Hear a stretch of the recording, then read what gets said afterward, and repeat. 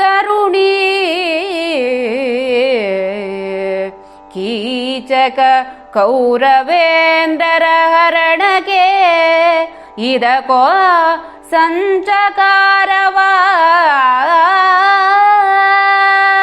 ಕೆರಳಿದೊಡೆಯಿ ಭೀಮ ಭಗವನೆ ನೀತಿ ಗೀತಿಗಳ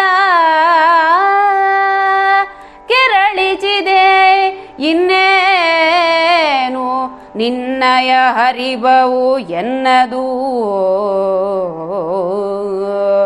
ನಾಯಿ ಜಾರನ ಕರೆದು ಸಂಕೇತದಲ್ಲಿ ಸೂಚಿಸು ನಾಟ್ಯ ಮಂದಿರವ.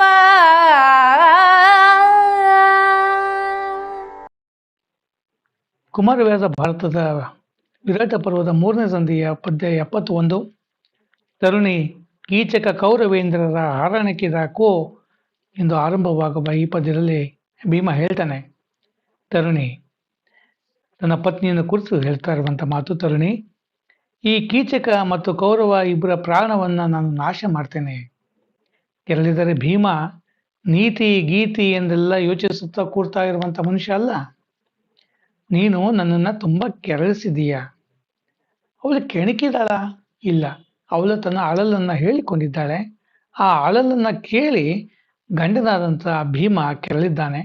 ಯಾಕಂದರೆ ತನ್ನ ಪತ್ನಿಯನ್ನು ಯಾರೋ ಒಬ್ಬ ಕಾಮುಕ ಕೆಣಕಿದ್ದಾನೆ, ಕೇಳಿದ್ದಾನೆ, ಅಥವಾ ಆಕೆಯನ್ನು ಬಯಸಿದ್ದಾನೆ ಅಂತಂದರೆ ಯಾವ ಗಂಡಸು ತಾನೆ ಸುಮ್ಮನಿರೋದಕ್ಕೆ ಸಾಧ್ಯ? ಆಗ ಹೇಳ್ತಾನೆ, ನೀನು ನನ್ನನ್ನು ತುಂಬ ಕೆರಳಿಸಿದ್ದೀಯ. ಈ ಸಂದರ್ಭ ಅಂಥದ್ದು. ಇನ್ನೇನು ನಿನ್ನ ಕಾರ್ಯ ನನ್ನದು. ಆ ನಾಯಿ ಅಂತ ಪಾದನ್ನ ಹೇಳಿ ಆ ಜಾರನ ಅಥವಾ ಕೀಚಕನ ಕರೆದು ಸಂಕೇತದಲ್ಲಿ ನಾಟ್ಯ ಮಂದಿರಕ್ಕೆ ಬರಲು ಹೇಳು. ನಿನ್ನ ಕಾರ್ಯ ನನ್ನದು. ನಿನ್ನ ಕಾರ್ಯ ಏನು?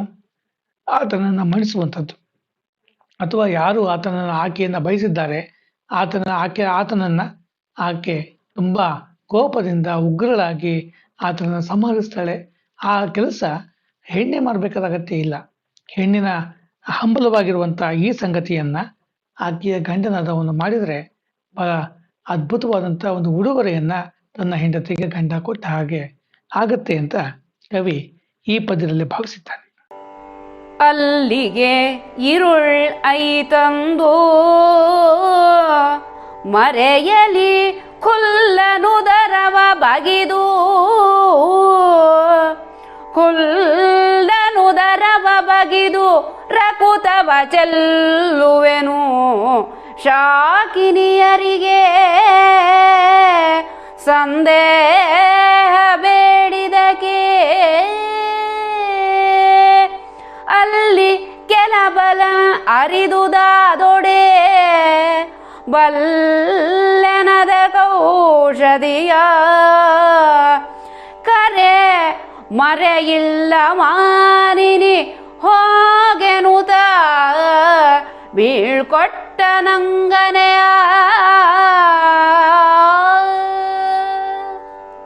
ವಿರಾಟ ಪರ್ವದ ಮತ್ತೊಂದು ಪದ್ಯ 72.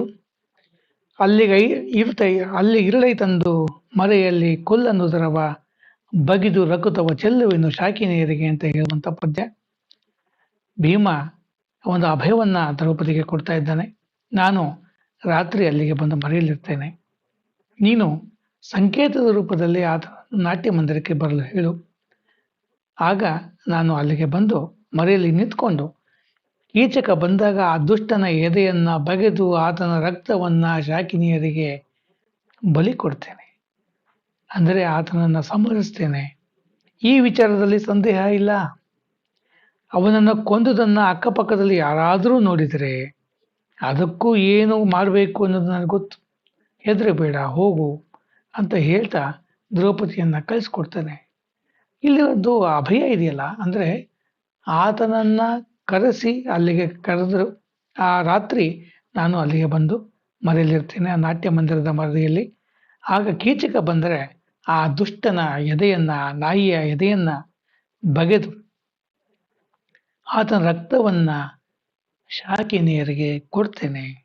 ಆ ಬಲಿ ಕೊಡೋ ಕ್ರಿಯೆ ಇದೆಯಲ್ಲ, ಅಂದರೆ ಶಾಕಿನಿಯರು ರಕ್ತ ಪಿಪಾಸುಗಳು, ರಕ್ತವನ್ನ ಹಂಬಲಿಸ್ತಾ ಇರುವಂಥ ಜೀವಿಗಳು.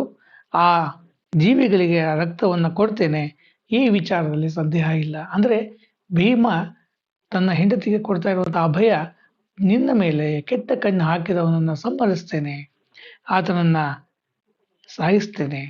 ಅಕಸ್ಮಾತ್ ಒಂದು ವೇಳೆ ಏನಾದರೂ ಬೇರೆ ಯಾರಾದರೂ ಆತನನ್ನು ನಾನು ಕೊಂದವ ಆ ಟೈಮಲ್ಲಿ ನೋಡಿದರೆ, ಆ ಸಮಯದಲ್ಲಿ ಯಾರಾದರೂ ಅಕ್ಕಪಕ್ಕದಲ್ಲಿ ಇದ್ದರೆ, ಅದನ್ನು ಗಮನಿಸಿದರೆ, ಅವರನ್ನು ಕೂಡ ಏನು ಮಾಡಬೇಕು, ಅವರಿಗೆ ಏನು ಔಷಧ ಕೊಡಬೇಕು ಅನ್ನೋದು ನನಗೆ ಗೊತ್ತು. ನೀನೇನು ಹೆದರಬೇಡ, ಹೋಗು ಅಂತ ಹೇಳೋದಿದೆಯಲ್ಲ, ಇದು ಅತ್ಯಂತ ದೊಡ್ಡ ಅಭಯ ಮತ್ತು ಒಬ್ಬ ಹೆಣ್ಣು ಮಗಳಿಗೆ ಕೊಡ್ತಾ ಇರುವಂಥ ಒಂದು ದೊಡ್ಡ ಉಡುಗೊರೆ ಅಂತ ನಾನು ಕೂಡ ಭಾವಿಸ್ಕೊಂಡಿದ್ದೇನೆ. ಧನ್ಯವಾದ.